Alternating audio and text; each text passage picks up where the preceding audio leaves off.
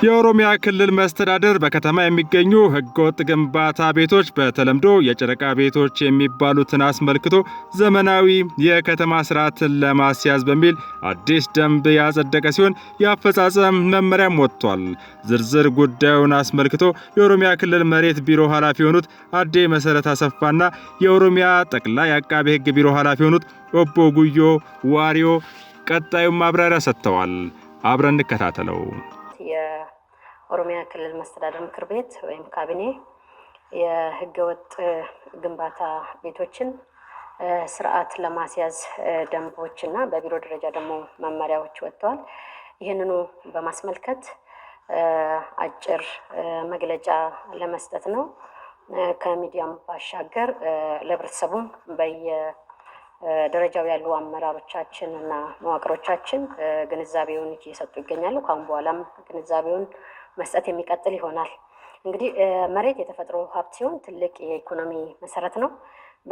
በዘመናዊና ስርዓት ባለው መልኩ ከተመራና ከተደራጀ ለትልቅ ልማት በመዋል ጠንካራ ኢኮኖሚ ይፈጥራል። ዜጎችም በፍትሃዊነት እንዲጠቀሙ ጉልህ ሚና ይኖረዋል። እንዲሁም ዘላቂ ማህበራዊ ልማትን በመፍጠር የከተማ ልማትና ከተሜነትን ያረጋግጣል። በዚህ መሰረት የኦሮሚያ ክልላዊ መንግስት የዘመናዊ መሬት አስተዳደር ስርዓትን በማዘመን የክልሉ ኢኮኖሚና የከተሞች እድገት እንዲፋጠን የተለያዩ አሰራሮች፣ ህጎችና ሪፎርሞችን በመንደፍ በክልሉ መሬት ቢሮ በኩል ስራ ላይ እንዲውሉ ሲያደርግ ቆይቷል። በዚህም መሰረት ጥሩ ስራዎች የተሰሩባቸው እንደተሞክሮ የሚነሱ የመሬት አጠቃቀም ፕላን ወይም ላንድ ዩዝ ፕላን፣ የካዳስተር ስርዓት እና ለተለያዩ አገልግሎቶች የሚውሉ መሬት ዝግጅትና ማስተላለፍ ዘርፎች ከፍተኛ ውጤቶች ተገኝተዋል። የመሬት አስተዳደር ስርዓትን ማዘመንን ጅምሮቻቸው እንደ ምሳሌ የሚጠቀሱ በተመለከተ እንደ አዳማ፣ ቢሾፍቱ እና ሸገር ያሉ ከተሞች የካዳስተር ስራን የጨረሱ ወይም በመጨረስ ላይ ያሉ ሲሆን የተመዘገበውን መሬት አገልግሎትም በዲጂታል ስርዓት መምራት ጀምረዋል። ይህም በአካባቢ ልማት ወይም ፕላን ኤልዲፒ መሰረት የመሬት ሀብቶቻቸውን ስርዓት ማስያዝ ወደ መደበኛ ምዝገባ ማምጣት ላይ ሬጉላራይዜሽን ላይ ያደረጉት ሰፊ ስራ ለከተሞቹ በፍጥነት ማደግ፣ በተሻለ ገቢ አሰባሰብ፣ ሰፋፊ መሰረተ ልማቶችን በመገንባት ለነዋሪዎቹ ተስፋ እየሆኑ ይገኛሉ። በዚሁ መሰረት በአጭር ጊዜ የከተማ ልማት ስትራቴጂ በመፈጸም ከተሞችን ወደ አጠቃላይ ብልጽግና ማሻገር ይቻላል ተብሎ ይገመታል። እነዚህ ውጤቶች ቢኖሩም አሁንም የክልሉ መሬት በዘመናዊ ስርዓት የከተማ ልማት ስትራቴጂ በተፈለገው መልኩ እየተፈጸመ አይደለም። ለአፈጻጸሙም እንደ ዋና ችግሮች ከሚጠቀሱት መካከል በከተሞቻችን ውስጥ ያሉ ህገወጥ ግንባታዎች ናቸው።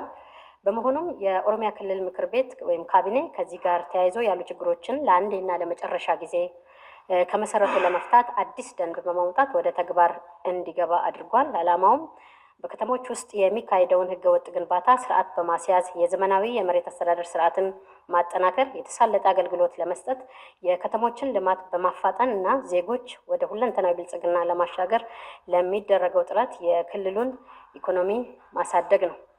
አስፈላጊነት ህገወጥ ግንባታ የማህበራዊ ኢኮኖሚና የትውልድ ዕዳ የሆነ በመሆኑ የመሬት አስተዳደርን ወይም ካዳስተርን ለማጠናቀቅ ትልቅ እንቅፋት በመሆኑና ፈጣን መፍትሄ የሚፈልግ በመሆኑ ከተሞች የአካባቢ ልማት ፕላን ኤልዲፒ አገልግሎት በስራ ላይ ለማዋልና መሰረተ ልማቶችን ለመዘርጋት ከፍተኛ እንቅፋት እየሆነ በመሆኑ የመሬት ሀብት እየባከነና ለተሻለ ልማት እና ውጤት በማዋል የዜጎችን ተጠቃሚነት ማረጋገጥ ስለሚያስቸግር በአጠቃላይ የከተማ ልማት ስትራቴጂን ለመፈጸም እንቅፋት እየሆነ ስላለ ብልሹ አሰራርና ሙስናን ከስሩ ለመፍታት ማነቆ በመሆኑ የረዥም ጊዜ የህዝብ ጥያቄና የመልካም አስተዳደር ችግር በመሆኑ እና ሌሎችም የመሬት ሀብቶቻችንን ስርዓት ለማስያዝ አንገብጋቢ ጉዳዮች በመኖራቸው ይህን የማህበራዊና ኢኮኖሚ ችግር ለመፍታት ችግሩ ስር በሰደደባቸው ከተሞች ላይ ጥናት ተደርጎ ደንብና በቢሮ ደግሞ መመሪያ ጸድቆ በስራ ላይ እየዋለ ይገኛል። አፈጻጸምና መርሆቹም ህገወጥ ግንባታን ለመቆጣጠር አዲስ ህጎች ደንብ መመሪያ ለ1 ዓመት እንዲተገበሩ ተዘጋጅቷል። ከፕላን ጋር የሚስማሙ ግንባታዎች በከተማው የአካባቢ ልማት ፕላንና መስፈርት መሰረት እንዲቀጥሉ ይደረጋል። ከፕላን ጋር የማይስማሙ ግንባታዎች እንዲፈርሱ ይደረጋሉ።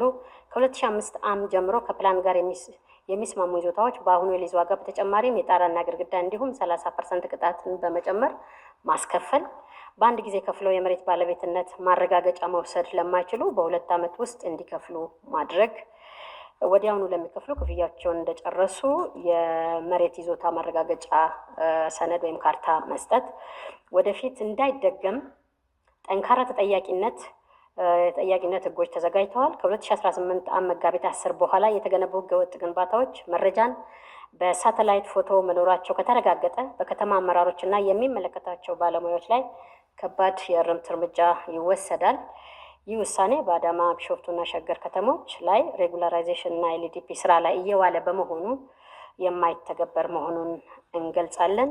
ለተፈጻሚዎቹም ሁሉም አካላት ትብብር እንዲያደርጉ ጠይቃለሁ። አመሰግናለሁ።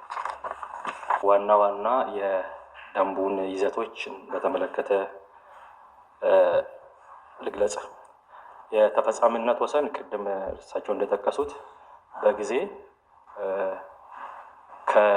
ከ2005 ደንቡ እስከወጣበት እስከ ቀን 10/7/2018 ባለው ጊዜ ውስጥ ነው ይሄ ደንብ ያለውን ስራ ነው ሬጉሌተር የሚያደርገው። በኢሹ የከተማ መሬት ላይ ነው ተፈጻሚነት የሚኖረው። ሆኖም ግን በሸገር አዳማና ቢሾፍቱ ከተማ ቅድም በጠቀስናቸው ምክንያቶች ተፈጻሚነት የሌለው መሆኑን ለመግለጽ ፈልጋለሁ። ይሄ ደንብ 5 ክፍሎች እና 29 አንቀጾች ነው ያሉት። በዚህ የተዋቀረው ዋና ዋና የአንቀጾችን ጉዳዮች፣ አንደኛ ይህንን ደንብ ለማውጣት የክልሉ ካቢኔ የህጋዊ መሰረቱ ደንብ 182 2008 አንቀጽ 9 ንዑስ አንቀጽ 13 የሚባል አለ። ይሄ ደንብ 182 የሊዝ አዋጁን ተንተርሶ የወጣ ደንብ ስለሆነ የክልሉ ካቢኔ በዚህና በክልሉ አዋጅ 242 አንቀጽ 73 መሰረት ስልጣን ያለው መሆኑን፣ በደንቡ የተካተቱ ዋና ዋና ጉዳዮች አንደኛው የከተማ ፕላን በምንም መልኩ ኮምፕሮማይዝ የማይደረግ መሆኑን፣ እነዚህ ሬጉላራይዝ የሚደረጉ ስርዓት የሚናስይዛቸው የህገወጥ ግንባታዎች በከተማ ልማት መሰረት በከተሞች ልማት መሰረት ያሉትን መሆኑን ለመግለጽ ነው። ሁለተኛው አንቀጽ 5 ስር ዋና ዋና መሪዎች ተቀምጧል። አንደኛው ግልጽነትና ተጠያቂነትን ባሰፈነ መልኩ የሚፈጸም መሆኑን፣ ሁለተኛ ይሄ ደንብ ለኢንፕሪንሲፕል ወይ በመሪ ደረጃ ለ1 ዓመት የሚቆይ ኤክሰፕሽናሊ ግን እስከ 2 ዓመት ሊራዘም የሚችል ከ2 ዓመት በኋላ ተፈጻሚነቱ የሚያበቃ ደንብ መሆኑን መግለጽ ፈልጋለሁ። ሌላው ከአንቀጽ 6 እስከ 14 የተዘረዘሩ ድንጋጌዎች ከዚህ ደንብ የሚጠቀሙ ሰዎች ምን መስፈርት ማሟላት እንዳለባቸው በተለይ በአንቀጽ 6 የተቀመጡ አሉ። ቅድም እንደጠቀስኩት አንድ ሰው ይሄ የህገወጥ ግንባታ በዚህ ደንብ ለመጠቀም የሚያመለክት የከተማ ፕላንን ማክበርና ማስከበሩን ባረጋገጠ መልኩ መሆን አለበት። አንድ ሰው በአንድ ከተማ ውስጥ ከአንድ በላይ የህገወጥ ግንባታ ገንብቶ ካለ ከአንዱ ብቻ ነው መጠቀም የሚችለው፣ ከሁለቱ መጠቀም እንደማይችል የተቀመጠበት አግባብ ነው ያለው።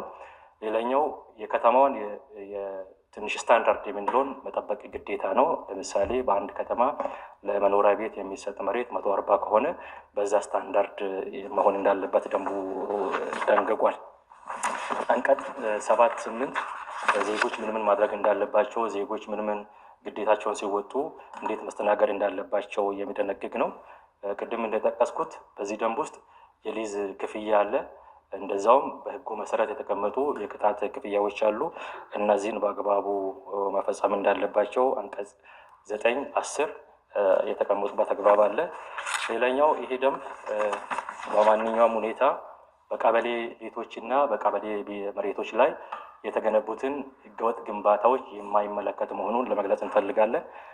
እሱ በሌላ ህግ የሚመለስ ወይ ደግሞ የተደነገገ ስለሆነ ለዚህ ደንብ ተፈጻሚነት ጥብቅ ክትትል የሚደረግ መሆኑን፣ ኦዲት የሚያደርግ አካል በዚህ ደንብ የተቋቋመ መሆኑን፣ አቃቤ ሕግ ቢሮ ያለበት፣ የገቢዎች ቢሮ ያለበት መሆኑን፣ የመሬት ቢሮ እና ታች ያሉ የከተማ መዋቅሮች ይህንን ደንብ በአግባቡ መፈጸምና ማስፈጸም ግዴታ እንዳለባቸው፣ የተከለከሉ ነገሮች እንደተደነገጉ፣ የተከለከሉ ነገሮች ደግሞ ፈጽሞ የተገኙ ሰዎች በወንጀልም በፍትሐ ብሔርም በአስተዳደራዊ እርምጃ የሚጠየቁበት አግባብ በአንቀጽ 21 እና 22 ስር መቀመጣቸውን ለመግለጽ እወዳለሁ።